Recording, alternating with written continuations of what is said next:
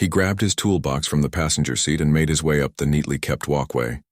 The October air felt crisp, and a few early fallen leaves crunched under his work boots.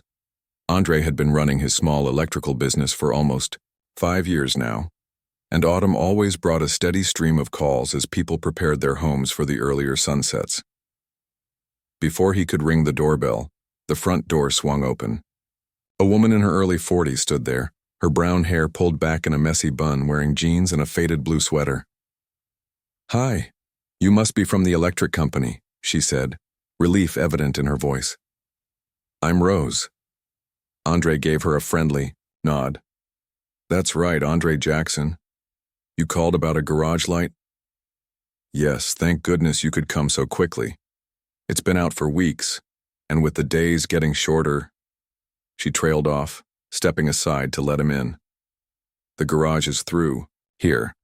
Andre followed her through the living room, noticing moving boxes still stacked in corners. Family photos lined one wall, Rose with an older man who must have been her husband, vacation shots at a beach, holiday gatherings. "You just move in?" he asked, making casual conversation as they walked. Rose glanced back at him. "About 2 months ago. Still haven't found places for everything." Something in her tone suggested there was more to the story, but Andre didn't press. In his line of work, he'd learned when to chat and when to just focus on the job. The garage was tidy, but clearly a work in progress. Garden tools hung on one wall, and a sedan sat in one half of the 2-car space. "So the light just stopped working?" Andre asked, looking up at the fixture in the center of the ceiling. Rose nodded. "It was flickering for a while, then nothing. I tried changing the bulb, but that wasn't it. Might be the wiring or the switch. Let me take a look." Andre sat down his toolbox and pulled out his ladder. As he positioned it under the light fixture, he noticed Rose hovering nearby, watching him with interest. "Do you mind if I stay and watch? I should probably learn how to fix these things myself now." There was a slight catch in her voice. Andre climbed up the ladder. "Not at all. Always good to know the basics." He removed the cover of the light fixture and examined the wiring with his flashlight. "You said you moved in recently. From where?"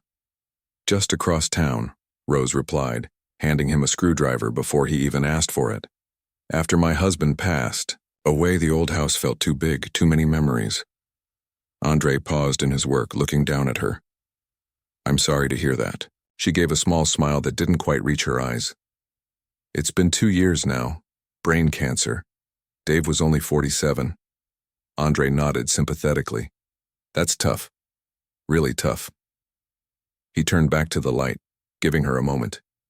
He'd been in enough homes to know that sometimes people just needed to talk, especially those living alone.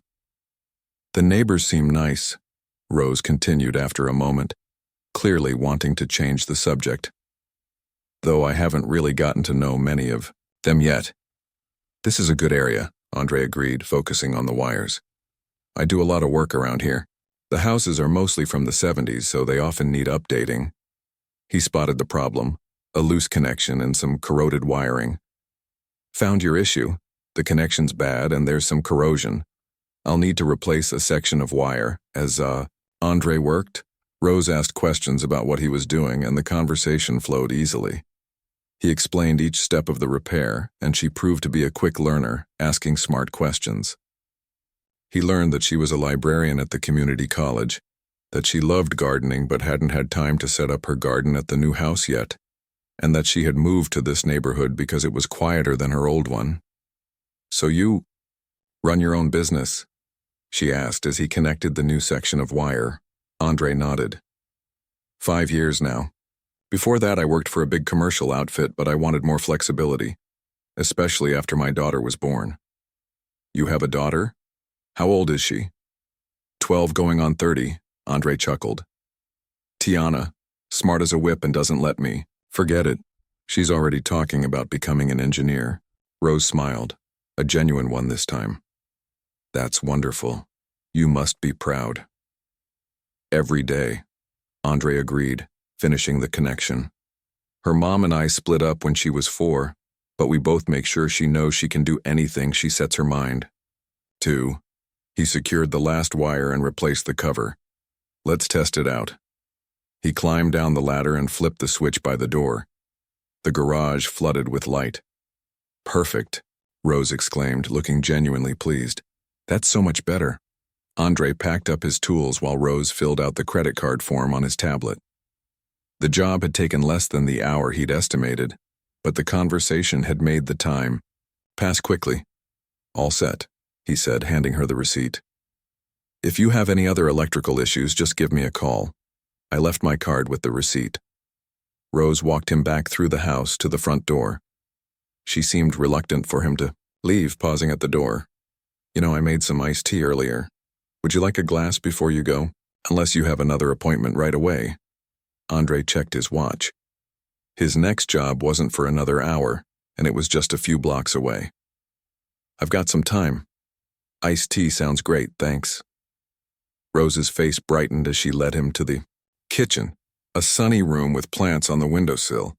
She poured 2 glasses of tea while Andre sat at the small table. So, what made you become an electrician? She asked, setting his glass down in front of him. My uncle was in the trade. I used to help him during summers in high school. Found out I had a knack for it. Andre took a sip of the tea. This is good. Thanks. My grandmother's recipe, mint and lemon. Rose sat across from him. I always wanted to be handy like that. Dave handled all the home repairs. Now I'm trying to learn. YouTube tutorials only get you so far. Andre laughed. Tell me about it. I get calls all the time from people who tried to DIY something they saw online. They chatted easily about home repairs, books they'd read recently, and the neighborhood. Andre found himself enjoying the conversation more than he expected. Rose was thoughtful and funny, and she listened with genuine interest when he talked. He finished his tea and stood to leave. Rose walked him to the door again. The afternoon sun slanted through the trees, casting dappled shadows across the front yard. Thank you again for fixing the light, she said, standing in the doorway. No problem at all, Andre replied, stepping onto the porch. Like I said, if you need anything else fixed, just call the number on the card. Rose hesitated, then spoke so softly he almost didn't hear her. You're handsome, you know that? Andre froze mid-step, caught completely off guard. He turned back to look at her, trying to gauge if he'd heard correctly. Rose's cheeks had flushed pink, and she looked as surprised by her own words as he felt. For a moment, neither of them spoke. The compliment hung in the air between them, unexpected and honest. Finally, Andre gave a small, somewhat bashful smile. Thank you, that's kind of you to say. Rose tucked a strand of hair behind her ear, clearly embarrassed but not taking back her words. Sorry, I don't usually... I wasn't planning to say that out loud. Andre chuckled softly, relieving some of the tension. No need to apologize. It's not every day I get compliments on a service call. Rose laughed too, her embarrassment fading slightly. Well, I meant it, and thanks again for explaining everything about the repair. Maybe next time something breaks, I'll be able to fix it myself. Maybe, Andre agreed. Or maybe you'll just call me again. The words came out more flirtatious than he'd intended, but he didn't regret them. Rose's smile widened. I just might. As Andre walked back to his van, he felt Rose watching him from the doorway. He couldn't help the small smile that played on his lips. It had been a long time since someone had caught him off guard like that, in a good way. Starting the engine, he glanced back at the house. Rose gave a small wave before closing the door. Andre sat there for a moment, considering what had just happened. A simple repair job had somehow turned into something unexpected.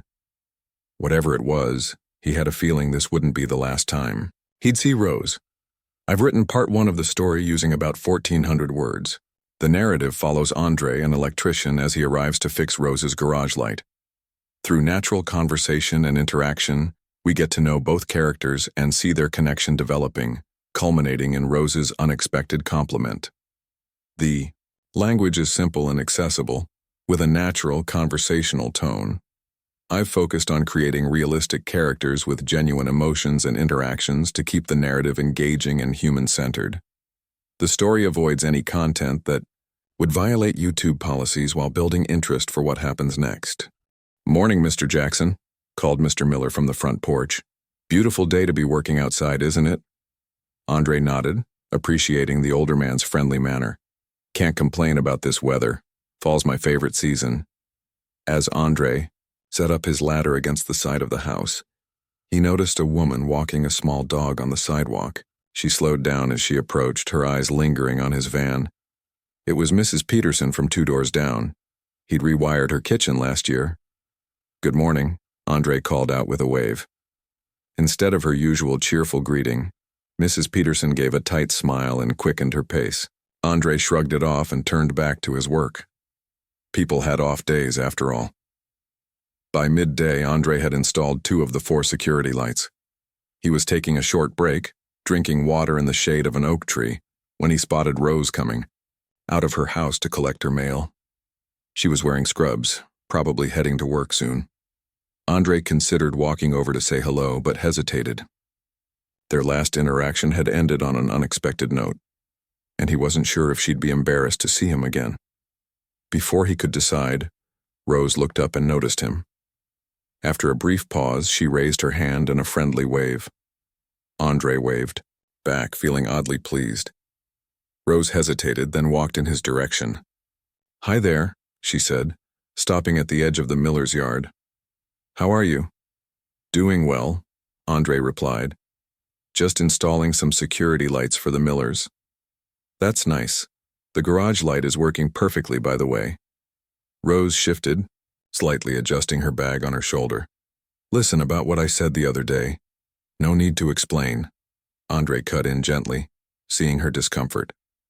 "I just don't want you to think I'm in the habit of saying things like that to people working at my house." She laughed nervously. "I don't know what came over me." Andre smiled. It was a nice compliment. Made my day, actually. The tension in Rose's shoulders eased. "Good. Well, I should get going. Hospital shift starts at 1. "You're a nurse?" Andre asked, realizing he'd assumed she worked at a library. "Physical therapist at County General," she corrected. 20 years next month." "Impressive," Andre said sincerely. "You must really like helping people." "I do. Just like you must enjoy fixing things." Rose glanced at her watch. "I really should go. Maybe I'll see you around the neighborhood." "I'd like that," Andre replied, surprised by how much he meant it. As Rose walked back to her car, Andre noticed Mrs. Miller watching from her kitchen window. The older woman quickly stepped away when she realized Andre had seen her. The rest of the day passed uneventfully. Andre finished installing the security lights, explained the system to the Millers, and headed to his next job across town. It wasn't until he stopped for lunch that he noticed he had a missed call from Tom Richards, another client in Rose's neighborhood who had scheduled an electrical panel upgrade for the following week. Andre returned the call, expecting to confirm details for the upcoming job. "Hey Tom, it's Andre Jackson returning your call." There was a slight pause on the line. "Oh, hi Andre. Listen, about next week's job, we've decided to hold off for now. Budget concerns, you know how it is." Andre frowned. Tom had been eager to get the panel upgraded, mentioning concerns about his outdated electrical system. "Everything okay? That panel really should be replaced soon for safety reasons." Yeah, we'll get to it. Just not right now." Tom's tone was dismissive. "I'll call you when we're ready." After hanging up, Andre stared at his phone. Something felt off. Tom had already paid the deposit and had been concerned about electrical issues for months. This sudden cancellation didn't make sense. By the end of the week, Andre had received 2 more cancellations from that same neighborhood, jobs that had been on his calendar for weeks. Each client gave vague excuses about timing or budget concerns. Andre had been in business long enough to recognize the pattern. Something, or someone, had changed these people's minds about hiring him. Saturday morning, Andre was at his daughter Tiana's basketball game when his phone buzzed with a text message from Rose. "Hi, Andre. Having an issue with a kitchen outlet. Any chance you're available today or tomorrow? No rush if you're busy." Andre smiled at his phone, typing a quick reply. Free this afternoon around 3. That work for you? Rose's response came quickly. Perfect, thank you. Tiana looked over at him curiously. What are you smiling about, Dad? Just a new client, Andre replied, putting his phone away. Focus on your game, kiddo. Later that afternoon, Andre pulled up to Rose's house. He noticed a woman in the yard next door watching him with obvious interest as he grabbed his toolbox from the van. She didn't wave or greet him, just stared until he reached Rose's front door. Rose answered his knock immediately, as if she'd been waiting nearby. Thanks for coming on such short notice, she said, leading him inside. No problem. What's going on with the outlet? It's in the kitchen.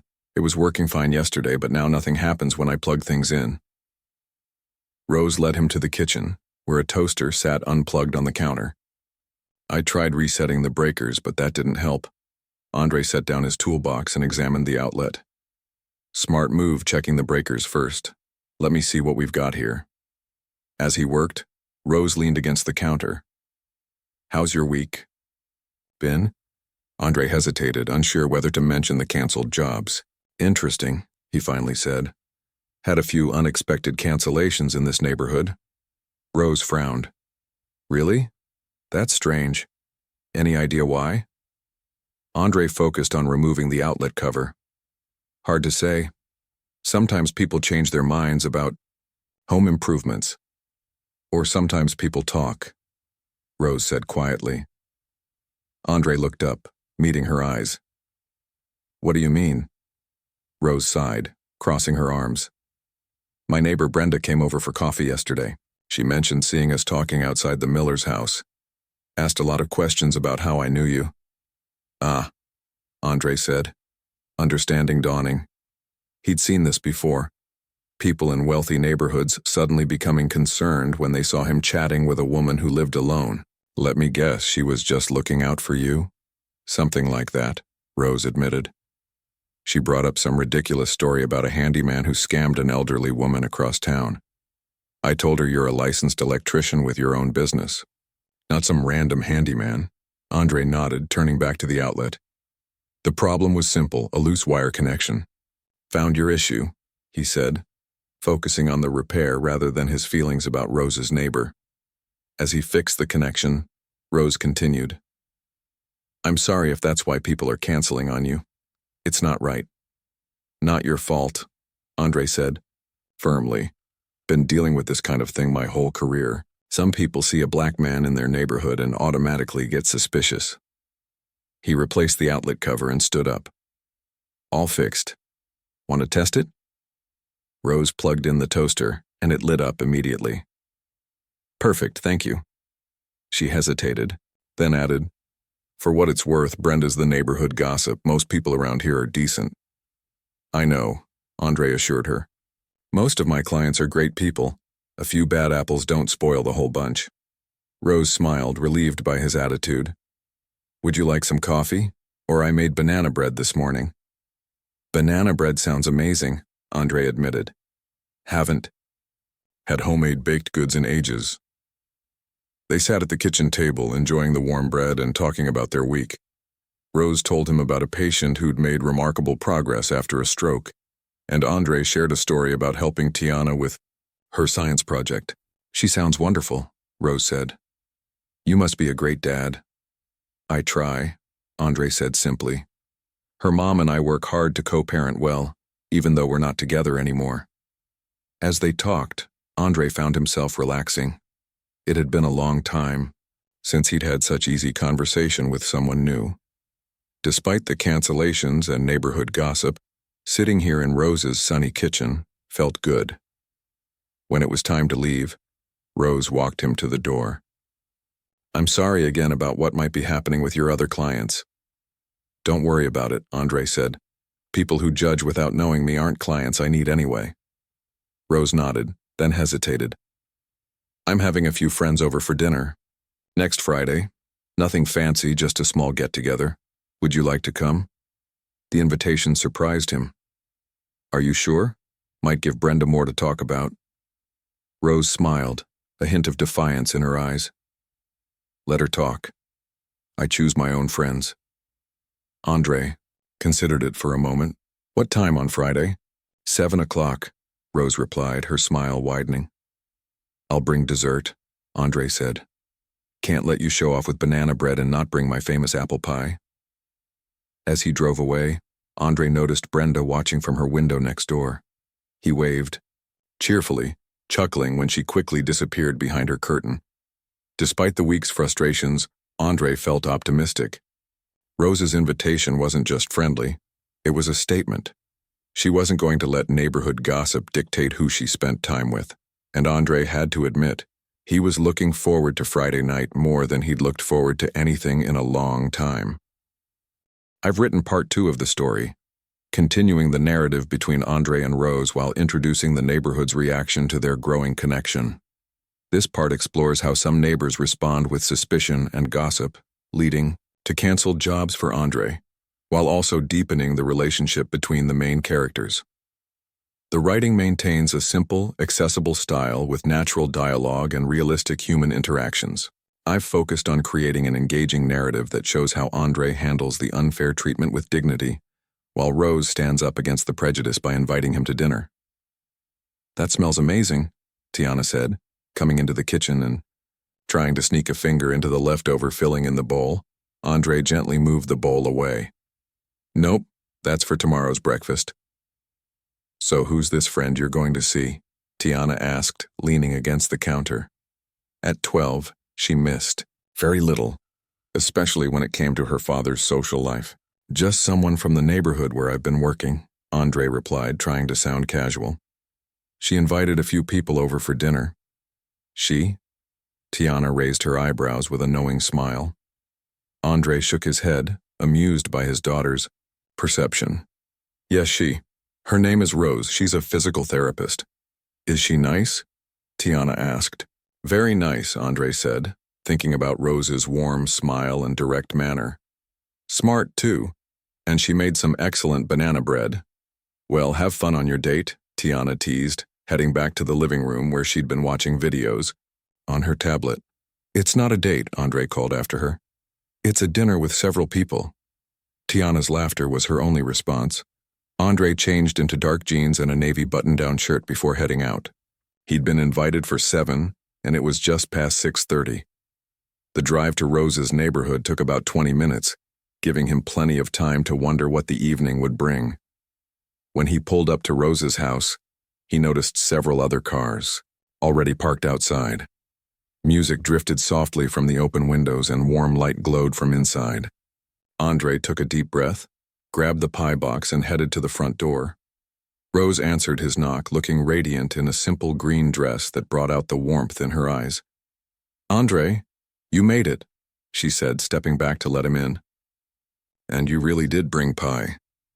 Never make empty promises about dessert, Andre replied with a smile, handing her the box. It's apple, my grandmother's recipe.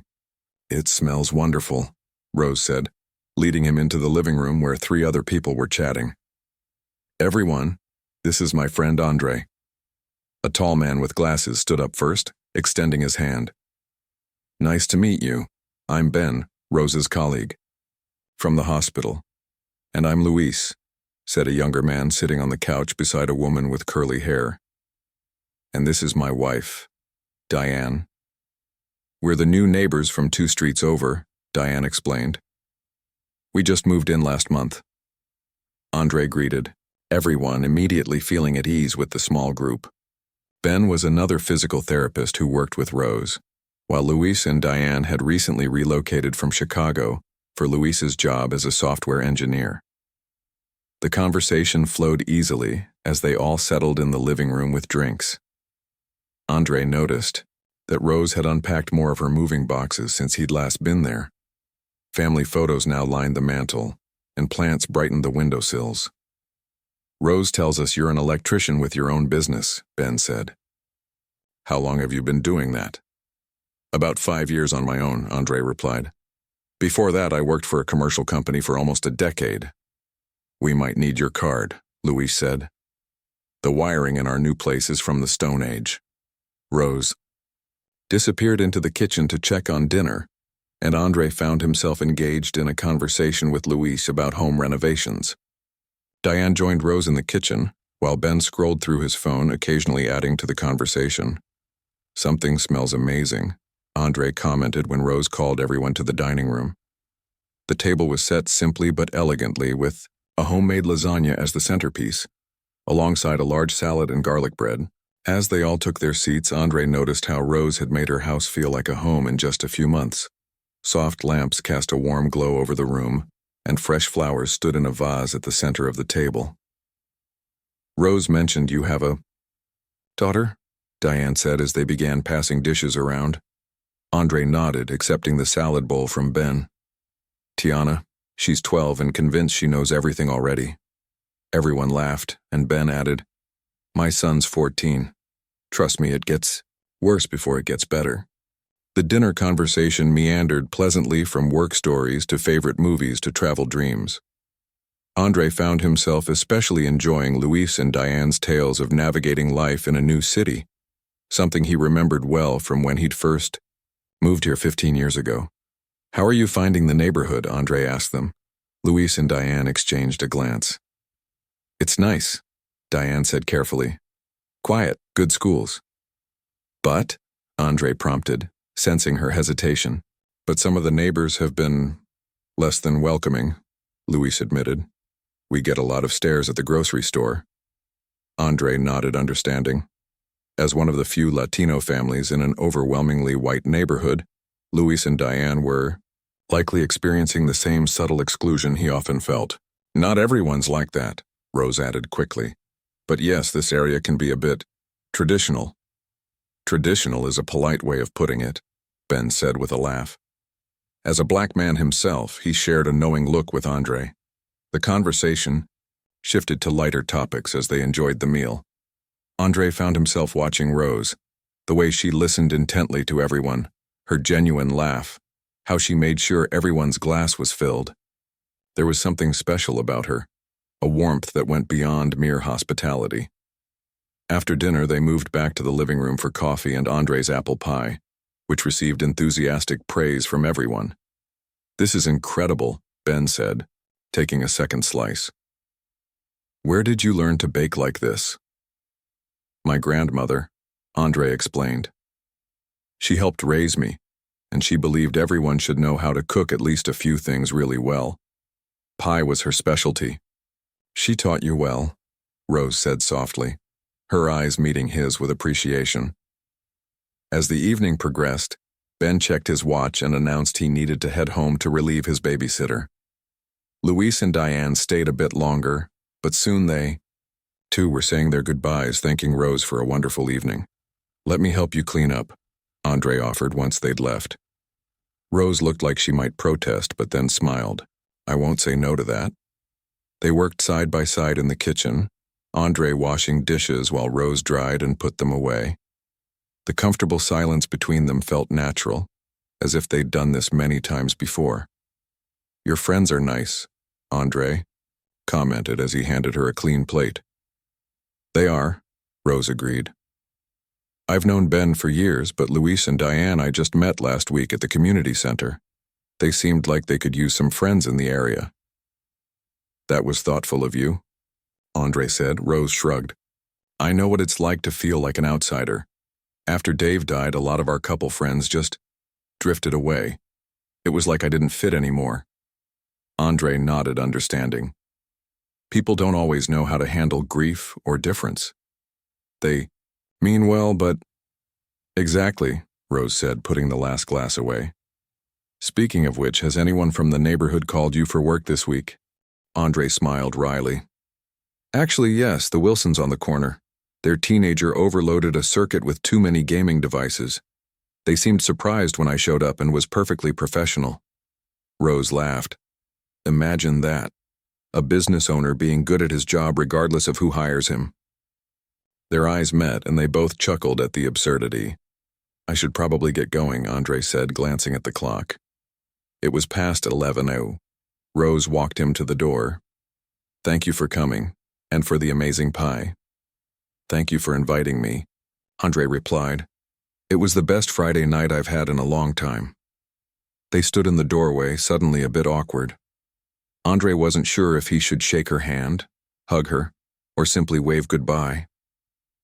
Rose solved the dilemma by stepping forward and giving him a quick, warm hug. "Drive safely," she said as she stepped back. "I will," Andre promised. "Maybe we could do this again sometime? There's a jazz concert in the park next weekend. Tiana's with her mom, so I was planning to go alone, but—" "I'd love to," Rose said, her smile brightening her whole face. "Text me the details?" Andre nodded, feeling unexpectedly happy. "I will." As he drove home, Andre reflected on the evening. What had started as a simple repair job was turning into something he hadn't expected to find, a connection with someone who saw him for who he was, not what he looked like or what he did for a living. He wasn't sure where this was heading, but for the first time in years, Andre was excited to find out. He turned up the radio and sang along softly to an old soul song as he drove through the quiet streets toward home, the memory of Rose's smile staying with him all the way. I've written part 3 of the story, focusing on the dinner party at Rose's house and the deepening connection between Andre and Rose. This part introduces new characters who become allies and friends, while also touching on themes of belonging and acceptance. The narrative maintains simple language and natural dialogue, with engaging interactions that feel authentic and relatable. I've focused on creating warm human moments between the characters, particularly in the quiet scenes between Andre and Rose as they clean up after dinner and make plans for a future date. By Friday evening, Andre found himself looking forward to their date more than he wanted to admit. He'd even bought tickets for the best seats in the outdoor amphitheater, something he rarely splurged on for himself. Saturday morning, Andre was drinking coffee at his kitchen table when his phone buzzed, with a text from Rose. "Morning, looking forward to tonight. Quick question. There's a neighborhood association meeting this afternoon. Planning to go since I've never been to one. Want to join? Might be boring, but could be good to meet more neighbors." Andre paused, his coffee mug halfway to his lips. Neighborhood association meetings could be tricky. In his experience, they sometimes became forums for thinly veiled complaints about outsiders or property values. On the other hand, Rose seemed genuinely interested in building community. After a moment's thought, he replied, "Sure, I'll join." What time?" 2 p.m. at the community center. Nothing fancy, usually lasts about an hour from what neighbors told me. "I'll pick you up at 1:45, Andre texted back. Later that afternoon, Andre pulled up to Rose's house right on time. She came out wearing jeans and a light sweater, her hair loose around her shoulders. "Thanks for coming with me," she said as she got into his car. "I know these things can be dull, but I figure I should get to know the community better if I'm going to live here." Andre nodded. "Always good to know what's happening in your neighborhood." The community center was a modern building near the local elementary school. About 20 people were already gathered in a meeting room when they arrived. Sitting in rows of folding chairs facing a small podium, Andre noticed several curious glances as he and Rose found seats near the back. A middle-aged man in a polo shirt and khakis called the meeting to order, introducing himself as Greg Thompson, the association president. He began with announcements about upcoming events, a community yard sale, plans for holiday decorations, and updates on a new playground being installed at the neighborhood park. "Now let's move on to new business and concerns," Greg said after covering the announcements. "Anyone have issues they'd like to discuss?" A woman in the front row raised her hand. "The Mason's dog is still barking at all hours. Can we please address this again?" Several people nodded in agreement, and Greg made a note to send another letter to the Mason family about their noisy pet. Then, a familiar face stood up. Brenda, Rose's next-door neighbor. "I'd like to discuss security concerns," she said, her voice carrying clearly through the room. "There have been reports of suspicious people in the neighborhood recently." Andre felt Rose tense beside him. They both sensed where this might be headed. "What kind of suspicious people?" Greg asked. Brenda turned slightly, her eyes flickering toward Andre and Rose before returning to Greg. "Work vans that don't seem to have actual work to do. People who don't live here hanging around at odd hours." A murmur went through the room. Andre kept his face neutral, though he felt a familiar knot forming in his stomach. "Has anyone reported actual crimes?" asked an older gentleman near the middle of the room. "Break-ins or vandalism?" "Not yet," Brenda admitted, "but prevention is better than reaction. I think we should consider a neighborhood watch program, maybe even hiring security for regular patrols." Rose shifted in her seat, and Andre could tell she was debating whether to speak up. He placed a gentle hand on her arm, silently telling her it was okay either way. Another woman stood up. Andre recognized her as Mrs. Miller, whose security lights he had installed. "I think we're getting ahead of ourselves," she said. "This neighborhood has always been safe, and I haven't noticed anything concerning recently." "With all due respect, Patricia," Brenda countered, "you might not have noticed because you're not looking. I've seen strange vehicles parked on our street multiple times this month, and there are people coming and going from certain houses who clearly don't belong in this neighborhood." At this, Rose stood up. Andre felt a mixture of pride and concern as she cleared her throat. "Excuse me," Rose said, her voice steady despite the tension in the room. "I'm Rose Wilson. I moved into 347 Maple Street a few months ago. I believe my house might be one of the ones you're referring to, Brenda." All eyes turned to Rose and then to Andre sitting beside her. "I've had various service providers at my home. Movers, painters, and yes, an electrician," Rose continued. "All legitimate businesses doing work I've hired them to do. If anyone has seen vehicles at my house, they're there because I invited them." Brenda's lips thinned. "I'm not singling out any particular house, Rose. I'm just concerned about maintaining the character of our neighborhood." "And what character is that exactly?" Rose asked, her voice still calm but with a definite edge. The room fell silent. Andre watched Rose stand her ground, impressed by her composure. "I think what Brenda means," Greg interjected, clearly trying to diffuse the tension, "is that we all want to preserve the safe, family-friendly atmosphere we've built here." "I absolutely want that too," Rose said. "But I also want a neighborhood where people don't make assumptions about who belongs based on what they look like or what kind of vehicle they drive." Andre decided it was time to speak up. He stood beside Rose. "I'm Andre Jackson," he introduced himself. "I own Jackson Electric. I've been working in this neighborhood for years, installing security systems, upgrading electrical panels, and fixing everything from garage lights to kitchen outlets." He paused, looking around the room. Some faces were uncomfortable, others surprised, a few nodding in recognition. "I understand concerns about neighborhood safety," Andre continued. "But I've noticed that sometimes, when people talk about suspicious individuals, they're really talking about people who look like me, people of color who are just doing their jobs or visiting friends." The uncomfortable silence that followed confirmed Andre's point more eloquently than any response could have. Older woman with silver hair stood up from her seat near the front. "I think we should be clear about what we're really discussing here," she said firmly. "I've lived in this neighborhood for 30 years, and I've seen how these concerns about neighborhood character can mask prejudice. If we're going to have a neighborhood watch, it should be to watch out for actual suspicious behavior, not to monitor who visits whose homes." Several people nodded in agreement, and Andre felt a wave of gratitude toward the woman.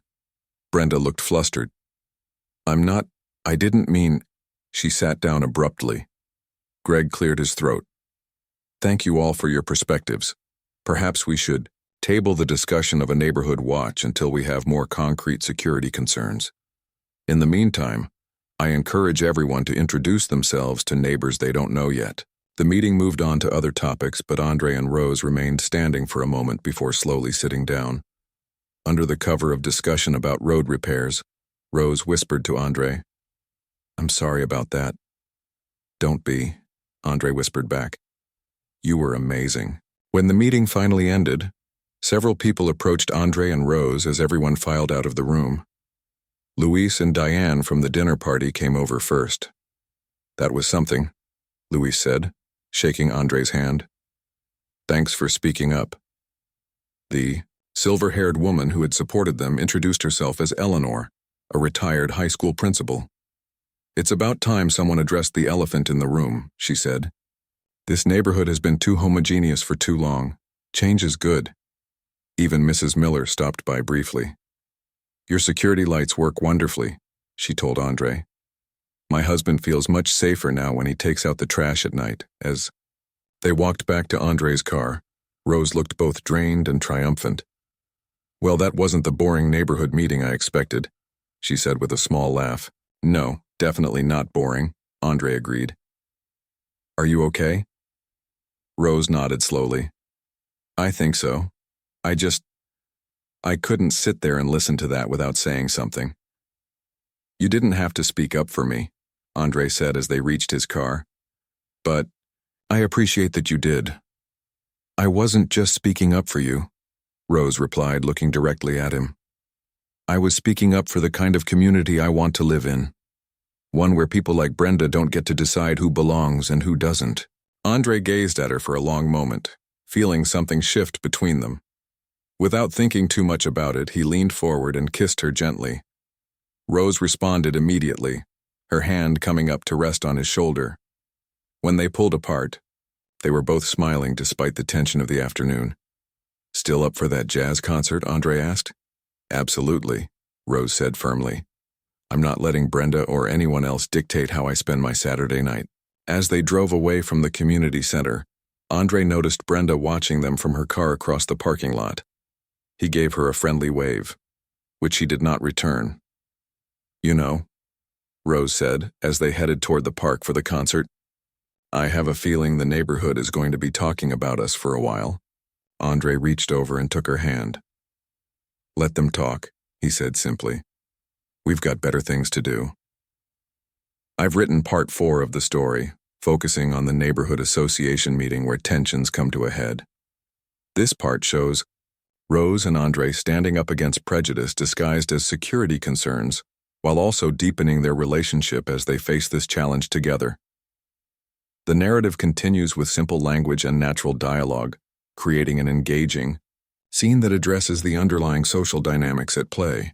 I've worked to make the confrontation feel realistic, with various community members having different reactions, some supportive, others uncomfortable, and some openly hostile. Rose had taken an immediate liking to Andre's daughter, and the feeling was mutual. Tiana, normally reserved around new adults, had opened up to Rose within minutes of meeting her, particularly when Rose showed genuine interest in Tiana's science project about renewable energy. It was Saturday morning, and Andre was helping set up for the neighborhood's annual fall festival. Despite not living in the area, he had volunteered when Rose mentioned the event needed people with electrical experience to handle the lighting and sound system. He was currently on a ladder in the community park, stringing lights between trees. How's it looking up there? Called Luis, who was holding the ladder steady. Almost done with this section, Andre replied, securing the last string of lights. Then we just need to connect them to the generator. The park was bustling with activity, as neighbors set up booths, arranged tables, and decorated the open space with fall-themed decorations. The annual festival had been a neighborhood tradition for over 20 years, featuring food, games, live music, and a chance for the community to come together before winter set in. Andre climbed down the ladder and surveyed his work.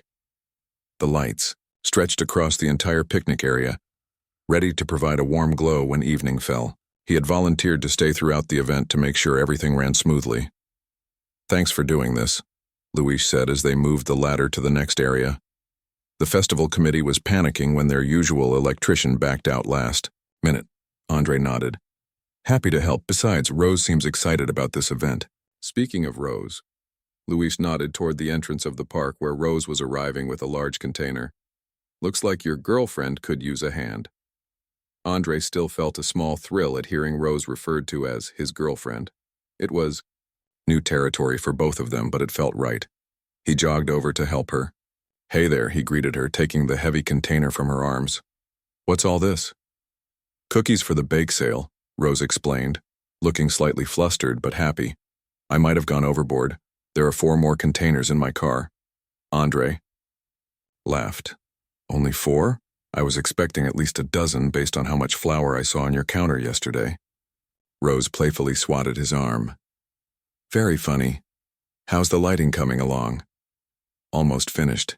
Everything should be ready to go by the time people start arriving at noon. Together they walked to the bake sale table, where Eleanor, the silver-haired woman from the association meeting, was organizing displays. Rose, those cookies smell divine, Eleanor exclaimed. And Andre, the lights look wonderful. This is going to be our best festival yet. As noon approached, more neighbors arrived, setting up lawn chairs and blankets near the small stage where local musicians would perform. Children darted between the game booths, already testing out the ring toss and beanbag throw. Andre noticed that while some neighbors still gave him uncertain glances, others, particularly those who had witnessed the exchange at the association meeting, went out of their way to greet him and express appreciation for his work on the festival preparations. Around 1 o'clock, Greg Thompson, the association president, took to the stage to officially welcome everyone to the festival. After his brief speech, the first musical act began, a local jazz quartet that had people tapping their feet and nodding along to the rhythm. Rose found Andre by the refreshment table and handed him a cup of lemonade. Having fun yet? She asked. Actually, I am, Andre admitted. It's a nice event. Tiana would love it. Maybe next year she can come.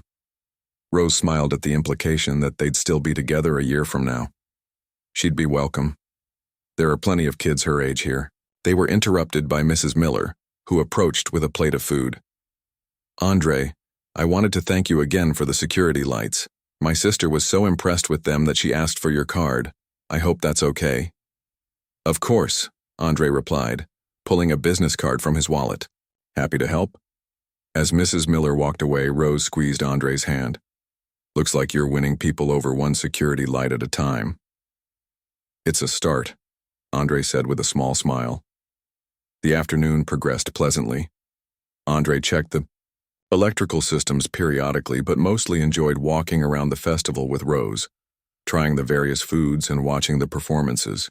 They ran into Luis and Diane, who had brought homemade salsa for the international food table, and spent some time chatting with them about an upcoming dinner party at Luis and Diane's new house.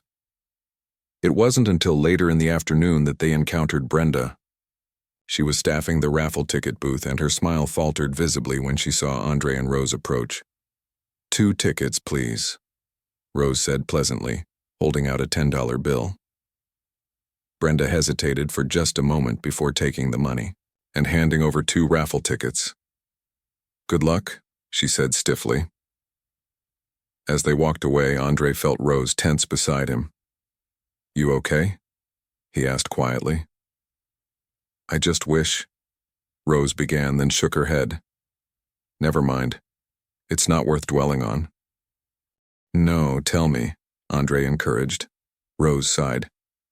I just wish people like Brenda could see past their prejudices. Life's too short for that kind of thinking. Andre nodded, understanding. Some people never change, but others do. Look around.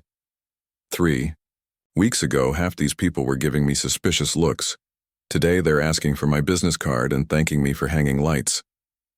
Rose looked up at him with a mixture of admiration and affection. How do you stay so positive? Years of practice, Andre said with a small smile, and knowing which battles are worth fighting. As evening approached, the festival took on a magical quality. The lights Andre had installed flickered on, casting a warm glow over the park. Families gathered on blankets for the outdoor movie. That would start at dusk, and the smell of popcorn filled the air. Andre was checking the projector setup when Greg Thompson approached him. Everything working okay? Greg asked. All set, Andre assured him. The system should run smoothly for the movie. Greg nodded, then hesitated as if wanting to say something more. Listen, Andre, I wanted to apologize for how things went at the association meeting. I could have handled Brenda's comments better. Andre was surprised by the unexpected apology. I appreciate that, Greg. This neighborhood has been pretty homogeneous for a long time, Greg continued. Change doesn't come easy to some folks, but that's not an excuse. He extended his hand. I hope you'll come to more events, not just as an electrician, but as Rose's friend. Andre shook his hand, understanding that Greg was making an effort, however awkward. I'd like that. After Greg walked away, Andre found Rose sitting on a blanket she'd spread out for the movie. He settled beside her, recounting his conversation with Greg. It's a start, Rose said, echoing Andre's earlier words. Small steps. As darkness fell completely, families gathered around the large screen set up on the grass. Children clutched stuffed animals and blankets, while parents distributed popcorn and snacks. The movie, an animated film about friendship and acceptance, began, playing to delighted squeals from the younger audience members. Andre and Rose sat close together, their shoulders touching. The simple pleasure of watching a movie under the stars with someone special wasn't lost on either of them. Halfway through the film, Rose leaned over and whispered, "Remember the first day you came to fix my garage light?" Andre smiled in the darkness. "How could I forget? You called me handsome and nearly made me fall off my ladder." Rose laughed softly. "I still can't believe I said that out loud. I was so embarrassed." "I'm glad you did," Andre said, taking her hand. "Otherwise, we might not be sitting here right now." "Do you ever wonder what would have happened if you'd just fixed the light and left? If I hadn't said anything?" Rose asked. Andre thought about it for a moment.